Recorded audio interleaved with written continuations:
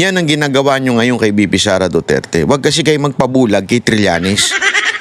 Tanga yan mula noon pa. Mahina ang kukote niyan. Hindi wala akong biro. Mahina po ang kukote niyan. Kaya wag ho kayo nagpapaniwala ho dyan. Eto panoorin nyo. Siya ho may pakana nitong, may pakana. Siya ho na naman yung sinasabi niya may plunder eh. Ito. Pasok. May magsasampa raw ng kasong plunder kay Vice President Sara Duterte ngayong linggo. Ayon po yan sa dating senador at kilalang kritiko ng mga Duterte na si Antonio Trillanes. Sa programang Sa Totoo Lang ng 1PH, sinabi ni Trillanes na magbubula raw sa mga miyembro ng simbahan at civil society groups ang naturang kaso. Dahil daw ito sa maanomalya umanong confidential funds ng bise at iba pang issue sa opisina ng Office of the Vice President. Sinabi rin ni Trillanes, posibleng mabunyag ngayong linggo ang mga nakaw o banong yaman ni VP Sara. Ang Ombudsman kasi at ang Anti-Money Laundering Council, meron silang memorandum of agreement na pwede silang magbigay ng flag transactions. Yun na ngayon ang magiging tulay para dyan sa pag-expose na yung mga bank accounts na yan. Makikita nyo, bilyon-bilyon ang ninakaw ni Sara Duterte. Ayan, kitang-kita nyo, ha? Bilyon-bilyon ang ninakaw ni Sara Duterte. Ito, yung taong laging galit sa mga Duterte dahil alam naman po natin na siya ay, sabi nga ni Pangulong Duterte, tinanggihan nung siya ay nag-a-apply bilang Vice President niya nung 2016 election. So sa madaling bitter na bitter to. At ang gustong palabasin nito ay yung siya yung nagre-reveal ng mga corruption. Pero, never nagsalita ito nung flood control project. Wala ho ito. Naglaho siya. Doon sa issue ng flood control project, naglaho siya. Kung talagang concern siya sa bilyong-bilyong corruption, bakit hindi siya nagsalita doon? Doon, hindi lang bilyon, trilyon nga, sabi nung isang commissioner ng ICI. Trilyon nga yun ninakaw doon Dito, bilyon-bilyon pero concern na concern siya. Ganyan nung si Trillanes. At alam naman po natin, si Trillanes din ang naglabas noong BPI account di umano ni Pangulong Duterte na eventually, napatunayan ng abogado ni Pangulong Duterte na si Sal Panelo na peke yung mga account na yun, di ba? At ang akala niya, maniniwala ang tao kasi alam nyo ginawa niya, last minute niya. Last 2 minutes, actually, doon nataranta ang campaign team ni Pangulong Duterte kasi last 2 minutes, nagpakalat ng fake news si Trillanes. Ito talagang operator ng fake news Nagpakalat po siya ng fake news. Sabi niya, ganito. Wala nang time para sumagot. Buti na lang, nakausap ni Sal Panelo ang BPI. Kasi yun yung BPI account At last minute, nahabol na ilabas sa taong bayan na peke ang bank account na sinasabi ni Trillanes. At take note, ladies and gentlemen, hindi lumabas sa media yan. Buti na lang nandun ang SMNI noon at ang naglabas niyan, yung SMNI. At the same time, nasa social media, so kumalat sa social media. Ganong kalupit po yun. Munti ka nilang manipulahin lahat ng katotohanan and yet lumabas pa rin. Kaya nga sinasabi ko nga sa inyo, ito na namang style ni Trillanes. Ayaw niya pang sabihin na siya. Ang sinasabi niya yung keso mga church people daw ang magsasampa ng plunder. Bakit ba? Ano bang meron dito sa plunder? Kasi pag ito nahatulan na guilty ng Sandigan Bayan o yung korte na didinig sa kaso na to, ay maaari pong sabihin nila na hindi na pwedeng tumakbo si Vice President. Matatanggal siya sa posisyon at ewan ko kung matatanggal siya sa posisyon na kasi ang alam ko impeachment lang makakatanggal sa kanya. Pero yung guilty na ay maaring hindi na po siya makakatakbo bilang Vice President kung sakasakali.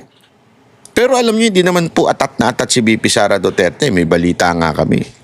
Oh, ayaw niya talagang tumakbo ng 2028. Sabi niya, tatapusin na lang niya talaga yung term niya, tas ayaw niya.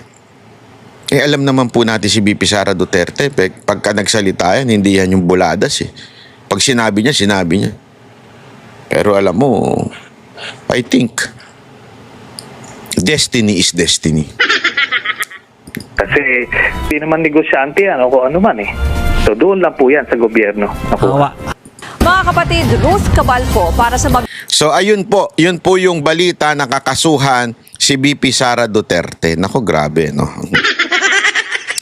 Ang lupit talaga. Alam nyo kung bakit nilabas yan ngayon?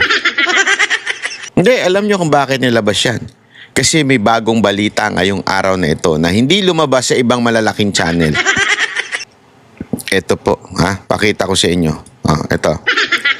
Samantala, tumaas sa higit 2 milyon ang bilang ng mga Pilipinong walang trabaho o kabuhayan noong Oktubre 2025. Ito ay batay sa pinakabagong labor force. Grabe, oh.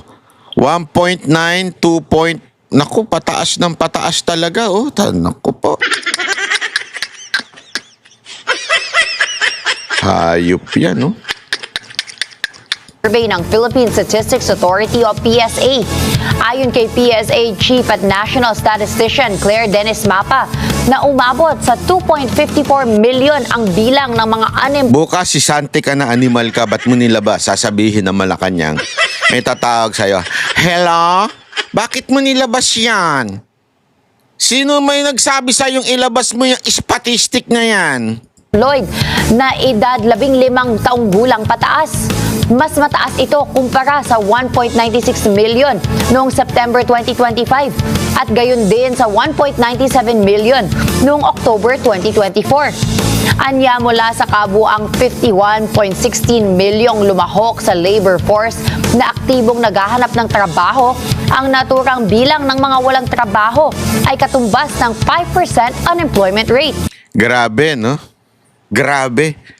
Ang tindi nito.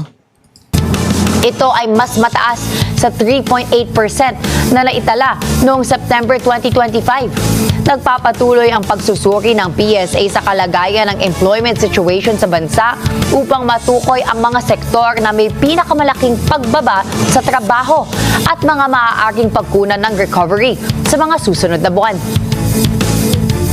Alam nyo mga kababayan, ha? Ito po ay matindi.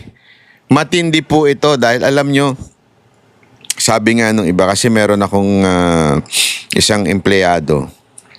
Oh, walang biro ito. Nanakawan. Ayun, na-snatch ng kwintas. Tapos, meron pa ako isang kaibigan, ganun din. Nanakawan naman ng bag. Sabi nga nung isa kong kaibigang uniform personnel, sabi niya, dahil ito sa magpapasko, tapos marami rin talaga ngayong walang trabaho. Saan pa ba pupunta yung mga walang trabaho na yan, di ba? Saan pa ba pupunta yung walang trabaho na yan? Kasi, anong gagawin yan? Naalala ko nga, meron akong isang dati pa matagal na ito, naging empleyado. Sabi niya, galing sa masamang bisyo, tapos nagbago na. So, nung nagbago siya, sabi ko, hinire ko siya. Ang sagot niya, kasi easy money. Easy money daw yung ganong klaseng trabaho, yung pagtutulak. Ngayon pa naman, sir, sabi niya sa akin, napakahirap maghanap ng trabaho ngayon. Dahil talagang wala ka talaga makukuha. Ang taas pa ng requirement. Napag-alaman ko sa mga fast food, kailangan daw college degree ka pa. PhD pa ata. Hindi, college degree lang. Graduate? Hindi, ito totoo lang ha. Ako kasi, hindi, sa bagay, kasi sa dami nga naman ng walang trabahong college degree, mantakin mo, nag-aral ka ng malupit na philosophy major. Philo po kasi ako, kaya malupit yun. Hindi, biro lang. Philosophy major, di ba? Tapos o kaya naman nag-aral ka ng manupit na alam mo 'yun, mga anong tawag doon? Hotel and management. Tapos kababagsakan mo, magpupunas ka lang ng kubeta ng isang fast food. Hindi kasi nga sa daming walang trabaho. Yun lang ang opening. 'Di ba? So papayag ka na, 'di ba? Tama mali. Wala ka naman choice. Anong gusto mo? Makipag-inuman sa bahay nyo? Ngumanga? O magtrabaho? Di ba? Ganun eh. Ganun ang nangyayari. Kaya nga ngayon, sabi nga nung mga kakilala ko, kaya ngayon matindi ang krimen. Kung bakit kaliwat kanan ng krimen, hindi lang dahil sa magpapasko. Magpapasko na nga, wala pa silang pera. Di ba? Kaya nga may tama rin yung sinabi ng Malacanang. Okay na yung 500. Wala na nga kayong trabaho, gusto nyo pa ng pera? 500, pwede na yan. Ganyan kawalang walang niya itong gobyerno natin, mga kababayan. Ganyan kawalang niya, di ba? Mantakin mo, wala talagang pera ang mga Pilipino ngayon. Kaya naman din kaliwat kanan ang pagtutulak ng droga, kaliwat kanan ang krimen, yung mga... Ngayon pa, isa pang kaliwat kanan, alam nyo kung ano ngayon? Networking. Gago! Yung mga scam na networking, 'di ba? Kasi nga easy money. Ganun eh, easy money. Oh, ano pa marami ngayon? Pagtutulak ng katawan. Gago! Mga Christmas party na matitindi ang tip, 'di ba? Lupit Christmas party. Hindi man lang ako inimbitahan ni Senator. Oh, pambihira. Sana man lang na-meet ko yung mga friendship doon. Ano? Next time naman, invite mo naman ako sa Christmas party mo. Grabe ka, ha? Pero okay lang. Hindi, biro lang. Alam mo, matindi. Sabi ko nga ngayon eh, kaya nga yung 250 na sinasabi, naku po, hindi ako naniniwala doon. Hindi, una, naniniwala akong mahilig talaga mag-imbita yun. Oo, mahilig talaga mag-imbita yun ng magagandang tanawin. Pero doon sa singil na 250, hindi ako naniniwala doon. Anong klaseng yun, no? Ginto, di ba? Nagpapataas lang ng presyo. Alam nyo kung bakit? Wala na kasing mga inchik. Gago! Yung mga Chinese pogo na customer niya, mga hindot na yan, wala na. Yung mga Koreano, nabawasan na rin. Oh, dati kasi tiba-tiba yung mga yan eh. Kaya ngayon, wala na. Kaya marami ng jobless ngayon. Kaya pumupunta na lang sa blowjobless nila ngayon. Totoo! Ang dami niyan, sobra. Diba? Kaya nga alam nyo mga kababayan, ito sinasabi natin ha, itong ginagawa ng gobyerno na ito, talagang nakakapikon. Bakit? Mantakin mo ha, ang tindi ng problema ng bayan natin. Nagtataasan ang presyo. Tumataas ang bilang na walang trabaho. Diba? Isipin nyo yan ha. Tapos, ang focus pa ng gobyerno, si VP Sara Duterte. Saan ka nakakita? Hoy Marcos, makinig ka. Makinig ka sa akin. Ha? Hoy Marcos. Ha? Hoy, kung ako sa'yo, ha? Kesa nasiraan mo ng kalaban mo para tumaas ang ratings mo, alam mo gawin mo? Magtrabaho ka na maayos. Padamihin mo trabaho ng mga Pilipino. Pababain mo ang presyo ng bilihin. Magkaroon ka ng positive na, alam mo yun, na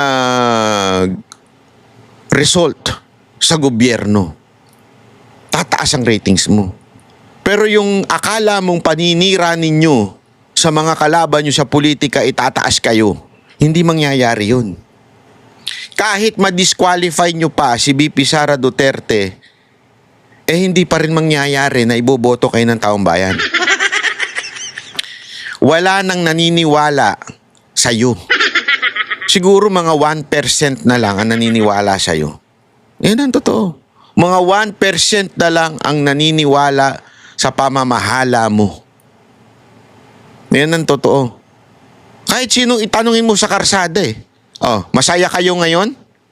kesa nung last administration? Ang sasagot nila, ayaw nila ngayon talaga. Gusto na nila ng pagbabago. Wala pang kakakalahating taon pa lang. Wala pang pang-4 na taon o pang-5 taon. Gusto